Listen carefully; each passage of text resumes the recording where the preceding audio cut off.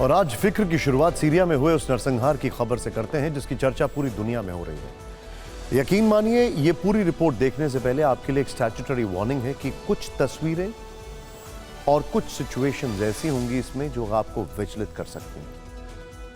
आज आप देखेंगे कि आखिर किस तरह सीरिया की जेलों में कैदियों का भयानक कत्लेआम हुआ। जो तस्वीरें आप देख रहे हैं अब यहां पर, वो सीरिया की जेल से आई। ध्यान से देखिए, लोगों के हाथ बाहर निकल रहे हैं, चीख रहे हैं वो। इनकी दीवारों में दफन है खौफनाक दरिंदगी और वहशीपन की वो डराने वाली कहानियां जिनसे इंसानियत भी थर्रा गई। सीरिया में 13 साल के सिविल वॉर के बाद तख्तापलट हो चुका है। राष्ट्रपति बशर अल असद अपने पूरे परिवार के साथ रूस भाग गए। लेकिन सच्चाई यह है कि जब भी दुनिया के बड़े तानाशाहों का जिक्र होता है, उनके राज में भयानक कत्ल, गारत और नरसंहार के कई किस्से जुड़ जाते हैं। और सीरिया के राष्ट्रपति बशर अल असद के साथ भी यही हो रहा है। तख्तापलट के बाद सीरिया की सदनाया जेल एक बार फिर से सुर्खियों में है। जैसे ही विद्रोही गुट ने दमिश्क पर कब्जा किया, उसके बाद सदनाया जेल की ये तस्वीरें वायरल होने लगी। सदनाया जेल में लापता कैदियों की तलाश होने लगी। कैदियों की आवाज सुनकर उन्हें छुड़ाया जाने लगा। सदनाया जेल में असद की फोर्स ने कई सीक्रेट सेल बना रखे। सदनाया की इस जेल को ह्यूमन स्लॉटर हाउस कहा जाता है, यानी इस जेल में कैदियों को दर्दनाक तरीके से मौत दी जाती थी। अब इस वीडियो को ध्यान से देखिएगा। ये सदनाया जेल में जैसे ही विद्रोही गुट के लड़ाके पहुंचे, सेल में अंदर बंद कैदी जो थे वो चीखने चिल्लाने लगे।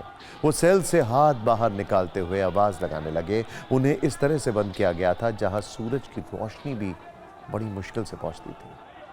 यहां कैदियों को काल कोठरी में बंद कर रखा जाता था। उन्हें कई कई दिनों तक भयानक अंधेरे में बंद कर यातनाएं दी जाती थी। लेकिन अब इन जेलों के सीक्रेट सेल में बंद कैदियों को छुड़ाया जा रहा है। उन्हें जेल की काल कोठरी में इस तरह से बंद करके रखा जाता था जिससे किसी को भी भनक तक न लगे। Syrian observatory for human rights ने साल 2021 की अपनी एक रिपोर्ट में बताया कि बशर अल असद के शासन के दौरान जेलों में 1 लाख से ज्यादा लोगों को मारा गया। इनमें से 30,000 से ज्यादा लोगों को तो सिर्फ सदनाया जेल में ही मार दिया गया। और तख्तापलट के दिन ही इसी जेल से करीब 30,000 से ज्यादा कैदियों को छुड़ा लिया गया है। अभी भी हजारों लापता हैं। वो कौन से सीक्रेट चेंबर में है पता नहीं है, ढूंढा जा रहा है, टीम्स बनाई गई हैं। आज आपको फिक्र की फैक्ट फाइल में नरसंहार का एक एक वीडियो सबूत हम दिखाने वाले हैं। अब सीरिया की सदनाया जेल से जो भी कैदी बाहर आ रहे हैं, उनमें से एक ये है, वो अपने साथ रूह कपा देने वाली सच्चाई को बयां कर रहे हैं। वो बता रहे हैं कि आखिर कैसे उन्हें अपनी आंखों से उन्होंने खौफनाक मंजर देखा था। दमिश्क की यह सदनाया जेल नरसंहार का वो अड्डा था जहां जिंदगी मुश्किल और मौत आसान थी। पहले आपको बता दें कि आखिर इस चश्मदीद ने अपनी आंखों से क्या क्या देखा। जेल के गार्ड सुबह सुबह सेल में पहुंच जाया करते थे। इसके बाद फांसी देने वाले कैदियों का नाम बुलाया जाता था। जिनका नाम लिया जाता था उन्हें जेल के गार्ड अपने साथ ले जाते थे। उन कैदियों को 3 दिन तक भूखा प्यासा रखा जाता था। इसके बाद जेल के गार्ड फांसी देने वाला तख्ता अपने साथ लेकर आते थे। 3 दिन बाद कैदियों को जेल में ही फांसी दी जाती थी। फिर शवों को आलू की बोरियों की तरह ही छोड़ दिया जाता था। आप कल्पना कीजिए, इस चश्मदीद ने इतने साल जेल में रहते हुए क्या क्या अनुभव किया होगा और न जाने कितनी बार उसे लगा होगा कि अगला नंबर उसका हो सकता है। लेकिन अब आपको दमिश्क की सदनाया जेल का एक और खौफनाक सच दिखाते हैं। ये वो लाल रस्सी है जिससे न जाने कितने कैदियों को इस जेल में फांसी दी गई। इससे भी खौफनाक ये मशीन है जो कि अब आप देखने वाले हैं आगे। ये है वो मशीन जिसमें किसी भी कैदी को फांसी देने के बाद उसका शव रखा जाता था।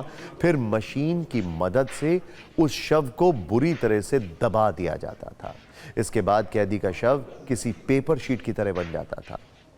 ये सुनने में बेहद डरावना और विचलित कर देने वाला लगे, लेकिन ये सीरिया की सदनाया जेल का सच है और इसकी पुष्टि इस जेल से छुड़ाए गए कैदी कर रहे हैं। दावा किया जा रहा है कि सदनाया जेल में अलग अलग सेल में ऐसी कई मशीनें रखी हुई थी इनमें सैकड़ों कैदियों के शवों को दबाया जा चुका था।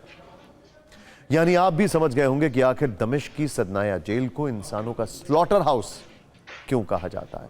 लेकिन आपको इस जेल का पूरा सच बताते हैं। एमनेस्टी इंटरनेशनल की रिपोर्ट के मुताबिक जेल में 2 डिटेंशन सेंटर थे। अब जरा ध्यान से सुनिएगा। एक है लाल बिल्डिंग और एक सफेद बिल्डिंग। लाल बिल्डिंग में आम नागरिकों को रखा जाता था, जबकि सफेद बिल्डिंग में सजा भुगत रहे अधिकारियों और सैनिकों को। रिपोर्ट के मुताबिक लाल बिल्डिंग में हजारों लोगों को फांसी दी जा चुकी है। फांसी पर लटकाने से पहले उनका अल काबून के मिलिट्री फील्ड कोर्ट में ट्रायल होता था। यह ट्रायल सिर्फ 1 से 3 मिनट तक चलता था, क्योंकि ऑर्डर्स इसको असद की तरफ से आते थे। जेल के लोग इस फांसी को पार्टी कहकर बुलाते थे। दोपहर के वक्त जेल के कैदियों को उनकी सेल से बाहर निकाला जाता था। कैदियों को बताया जाता था कि उन्हें नागरिक जेल में भेजा जा रहा है। इसके बाद कैदियों को लाल बिल्डिंग के बेसमेंट में ले जाया जाता था। इस बेसमेंट में कैदियों को 2 से 3 घंटे तक बेरहमी से पीटा जाता था। इसके बाद आधी रात के वक्त कैदियों की आंखों पर पट्टी बांधकर उन्हें ट्रक में और गाड़ियों में बैठाकर सफेद बिल्डिंग लाया जाता था। सफेद बिल्डिंग के बेसमेंट में कैदियों को उसी लाल रस्सी से फांसी दी जाती थी। इस तरह हफ्ते में 1 या 2 बार कैदियों को फांसी पर लटकाया जाता था। हर बार करीब 20 से 50 लोगों को एक साथ फांसी दी जाती थी। फांसी देने से सिर्फ कुछ मिनट पहले कैदियों को उनकी मौत की सजा के बारे में बताया जाता था।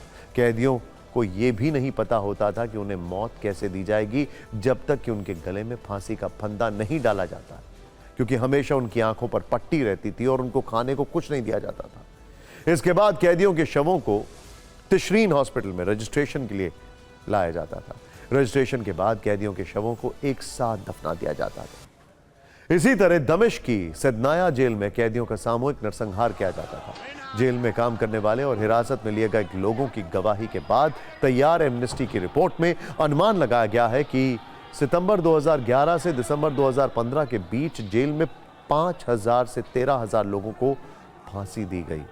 सदनाया जेल में अभी भी हजारों कैदी फंसे हुए हैं। इस जेल को इस तरह से बनाया गया है कि जिसमें आम लोगों का पहुंचना बेहद मुश्किल है।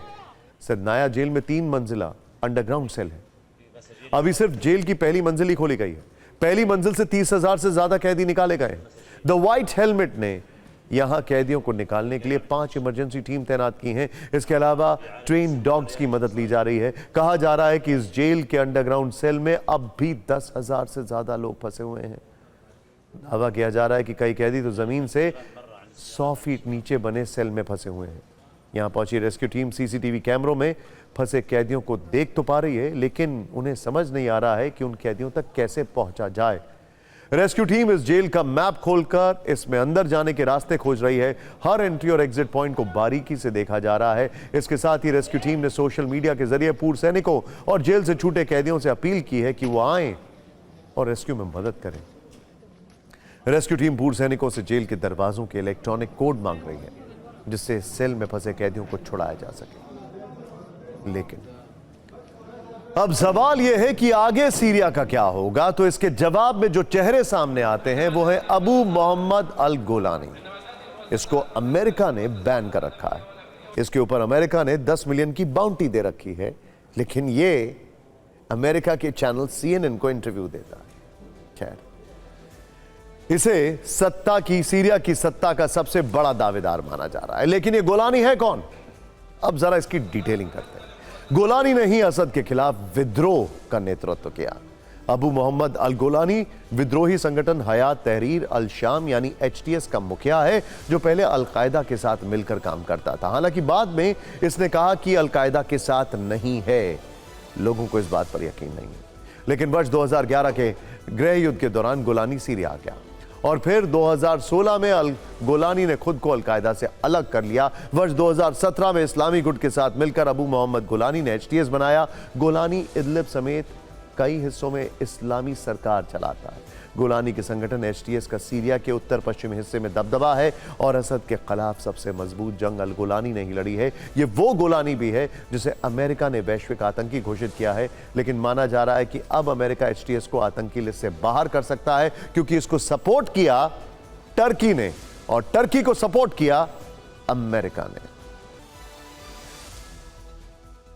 मुझे कुछ याद आ रहा है। इसके ऊपर 10 मिलियन की बाउंटी अमेरिका ने घोषित की है और CNN को इंटरव्यू देता है। सोचिए, हाफिज सईद के ऊपर भी 10 मिलियन की बाउंटी अमेरिका ने घोषित की है और वो भी पकड़ से दूर है। अब यह भी समझते हैं कि सीरिया में तख्ता पलट के बाद आगे क्या क्या संभावनाएं, इन संभावनाओं पर सीरिया का भविष्य टिका हुआ है। इसमें पहला विकल्प यही है कि HTS के हेड अल गुलानी के नेतृत्व में सीरिया में सरकार चलेगी। दूसरा विकल्प यह है कि अलग अलग विद्रोही गुट मिलकर सरकार बनाएंगे। तीसरी थ्योरी यह कहती है कि सीरिया में चुनाव के जरिए नई सरकार का गठन किया जाएगा, हालांकि यह काफी मुश्किल लगता है। चौथी संभावना यह है कि सत्ता के लिए ये विद्रोही गुट आपस में ही टकरा जाएं और सबसे पहले इनके निशाने पर कुर्द के लड़ाके हों और कुर्द समर्थित इलाके जो कि अप नॉर्थ में है। और पांचवी संभावना इस बात की है कि सत्ता की लड़ाई में सीरिया 5 हिस्सों में बंट जाए और 5 हिस्सों में अलग अलग विद्रोही संगठन अपनी सरकार बना लें। और छठा ऑप्शन, ये सारे लड़ाके एक तब होंगे जब इनका एक कॉमन एनिमी आएगा सामने, और वो इजराइल हो सकता है। तो ये सब एक साथ हो जाएं इजराइल से निपटने के लिए, क्योंकि अगर ये तुर्की से दमिश्क तक आ सकते हैं तो ये दमिश्क से गोलान हाइट्स तक भी जा सकते हैं। सीरिया में तख्ता पलट हो चुका है। यहां अभी के लिए हुकूमत पर विद्रोही गुटों का एक छत्र कब्जा दिख रहा है। विद्रोही गुट असद सरकार को गिराने के बाद सीरिया में शांति लाने का दावा भी कर रहे हैं। कई बैंकों, कई सरकारी जो वहां पर संस्थान हैं और कई इंपॉर्टेंट इंस्टॉलेशंस पर सीरियाई विद्रोहियों के लड़ाके जो हैं वो गार्ड्स बन के खड़े हुए हैं।